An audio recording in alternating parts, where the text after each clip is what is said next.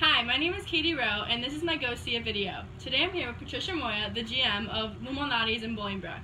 So, Patricia, you offer obviously Chicago deep dish, but you also offer a thin crust, correct? Yes, we do. Alright, and then you have like different sizes to accommodate like each person? Yes, we do. We offer 4 different sizes in our deep dish as well as our thin crust. Alright, perfect. And then, so you use a periodic inventory system, correct? We do.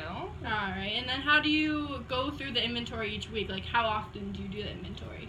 We have 3 different inventory systems. We have a monthly inventory that we combine along with our other metrics. So we look into our labor costs and rent and all the other costs that are contributed to business. And then we also have a weekly inventory that we monitor kind of higher cost items. Just to see if we're fluctuating up or down in one. It might notify us that maybe we're using too much during the pizza making process, or maybe we are wasting too much, or maybe we're not using enough in a specific thing, which might increase our mistakes. People might be unhappy with the product. Then we also do a daily inventory that you started with as well. And that's just for us to monitor what we have in the store, what items we should be using like first, which ones were received first, and help us kind of be better aware if maybe there is too much waste, if there's possible theft, or plenty of other ways we can use that information. So how do you know how much food to buy each week? Is it through like the inventory? Yes, we definitely use the weekly inventories. The easiest way for me to monitor how much or decide how much food we should order. There's another metric we use, which is how many pounds per $1,000 of sales we use for different items. So specifically, tomatoes. For each $1,000 of sales, we use 9.5 pounds of tomatoes, and that does fluctuate depending on the season. Summers we sell more salads, so then our tomatoes will increase per $1,000.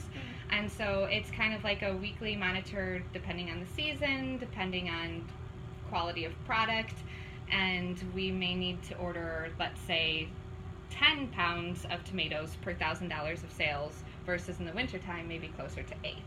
Of course, yeah. And so then with that, how many pizzas do you know like how to make each day? Do you go off like past sales? I know. More information to store. Past sales, yes. Thankfully our computers here are very smart. Yes. They retain most of the information. I would not be able to keep track of it all. Exactly. But they do look at the last 4 weeks. Again, with different trends for the year. We take into account mostly the last 4 weeks, and it'll tell me on average how many pizzas we sold, and then I can track again how much I should order. And then the other thing is, if there's a special occasion, let's say Easter, we were closed, so therefore I want to reduce ordering for Easter, or time of like October with Halloween, increase because Halloween's a busy day. Yeah, Halloween's busy, of course, yeah. So your product, do you make each pizza like on the day of per the customer's request, or do you prepare it like the day before? Because I know you have like those 2 specialty pizzas, like the Lou and the Chicago Classic. Do you have like those prepared already? Just pop them in the oven, or just per the request? No, I mean, part of our motto is that we want authentic, fresh, great quality. So we make everything per order. Awesome. The one thing that we do have to prepare the day before is the dough, because it does need time to rise prior to us cutting it up. But we do make everything fresh and to order. All right, perfect. So how do you keep track of your like performance? So if someone calls and says my pizza is terrible, it tastes soggy, and so do you record that each time someone does that? Yes. I'd like to say that we never have to take a complaint, but unfortunately they exist. And again, computers are our best friend, really.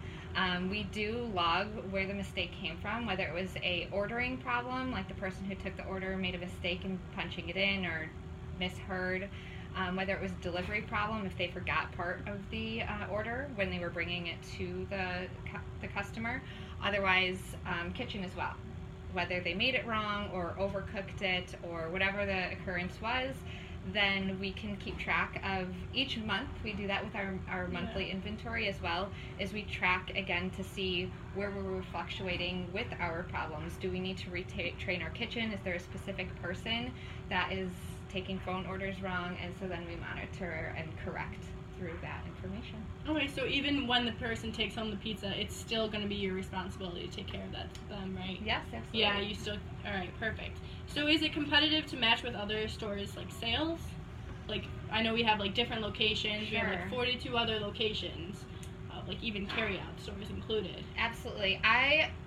Yes, naturally I'm competitive. I think our company is competitive. I would love to be super competitive with sales.